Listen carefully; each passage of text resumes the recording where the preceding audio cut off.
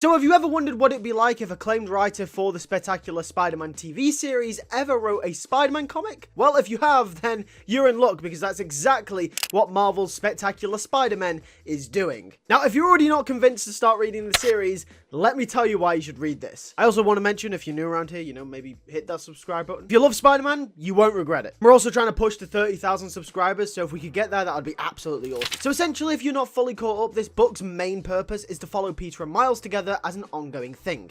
And yes, this is the Peter and Miles that currently live in the 616 universe, contrary to some people thinking that this would be a different universe altogether, or maybe even a continuation of Spectacular Spider-Man. One of the main complaints that us fans have had in the 616 universe for the longest time is the fact that Peter and Miles never really even interact with one another. And since they both live in New York, it's kind of stupid that they don't really hang out more. Well, this is where this book comes in. We get introduced to both Peter and Miles, who are kind of creating a little counseling session for themselves each week, where they get to meet up and discuss spider stuff. They think it would be good for one another to get things off their chest that are Spider-Man related, since they wouldn't really be able to tell anyone else, and no one else would really be able to relate to them. The book flips between them meeting up at the Coffee Bean on ESU campus and fighting the Jackal, who seems to be the first long-term villain of this arc. The Coffee Bean seems to be the mainstay hub for the characters in this series, as we're also introduced to a few new characters and a few old characters from the Spider-Man mythos that are presented as if they are going to appear as series regulars. And I tell you what, this is where Greg Weisman really shines, because you can really tell his Spectacular Spider-Man influence bleeds through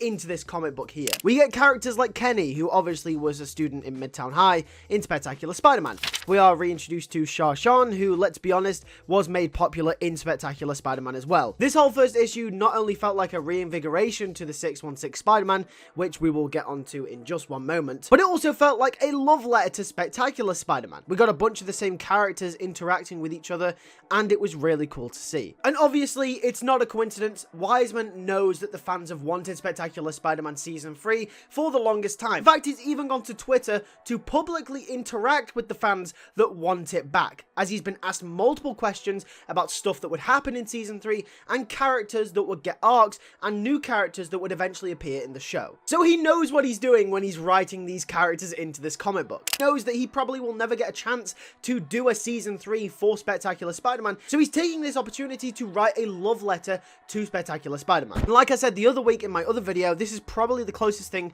we will get to a Season 3 of Spectacular Spider-Man, because the legality between Disney and Sony is like really hard to overcome, so I don't think we're ever going to get it. However, there is one elephant in the room that we haven't actually spoken about. The fact that this is the best 616 Spider-Man comic that we have gotten in a very, very long time. I don't know if it's the way that Greg Weisman writes the character, but I just love Peter in this first issue. He's got that witty charm about him that he had in Spectacular Spider-Man, whilst also feeling like the older one out of the two Spider-Men, and the more mature one as well when he wants to be. And likewise, Weisman writes Miles as a youthful Spider-Man that is looking to become more mature, but is clearly more inexperienced than Peter. I like this dynamic because it allows for Peter to tap into that youthfulness that Marvel are so obsessed with, and it actually works here. And it also allows Miles to grow into maturity as well. The Jackal as the main villain is also awesome, and I think the main mystery in this first issue is how the Jackal is so hulked out as Peter describes it. And also we've got to remember that since this is the 616 universe, all the baggage with the clone saga and with Gwen Stacy being cloned is all probably going to loop back around in this series as well. We also know that Gwen Stacy appears in issue 3 in this series and will actually be going on a date with Peter. Now, you guys, if you saw my video the other day, will know how I feel about this. However, this first issue was written that well that I do believe Weisman definitely has a trick up his sleeve, and there will be some sort of twist regarding Gwen Stacy coming back in this series. So let's just see what Weisman does with it. It's definitely going to relate to the Jackal somehow. We're just going to have to see. In terms of dialogue, this is probably my favorite thing in this issue. The constant back and forth between Miles and Peter is really fun to read, and I'm baffled that we have never had this kind of comic book written in the 616 universe before between these two characters, especially long term. Like, we have Spider-Man, but like that doesn't really count. It was a few issues long. This hopefully is going to be long term. There's also this really fun overarching theme that Peter is trying really hard to become a regular in the Coffee Bean. There is literally this 12 panel page that has Peter trying for every day to get his order remembered by Kenny, and it is really, really funny. Kenny even ends up calling Peter Paul, which I think that's really funny because Paul. Either way, I thought it was a funny reference and it was definitely done on purpose. Also, I have to compliment Humberto Ramos' art here. Ramos is a legend in the game, and I grew up with Spider-Man comics at the time where Ramos' art was the way that Spider-Man looked. The Dan Slott era of Spider-Man, just after One More Day, was the Spider-Man that is the most familiar for me, so it's kind of refreshing to see his art here as well. It's also very nostalgic. Also, I love the way he portrays Gwen Stacy on the cover of issue 3. It's kind of weird seeing Gwen Stacy drawn by Ramos because he never really got the chance to draw Gwen for a long period of time. He would always draw MJ, Felicia, Carly Cooper, because these are the supporting characters that would end up showing up in Dan Slott's stories. However, Gwen Stacy was dead like 40 years by that point, so Ramos never got the chance to draw Gwen Stacy as a main supporting character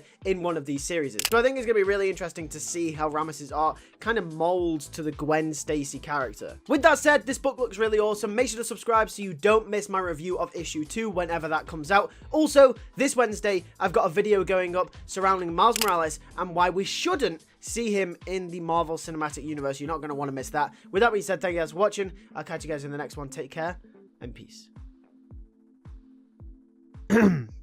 Also, subscribe. I don't know what you're doing. Please hit that subscribe button. We're almost at 30,000 subscribers. Come on, guys. We're like 4K off. Not even 4K, like 3K in a bit. Come on, I mean, if you've made it this far, just subscribe. What are you doing? Just subscribe.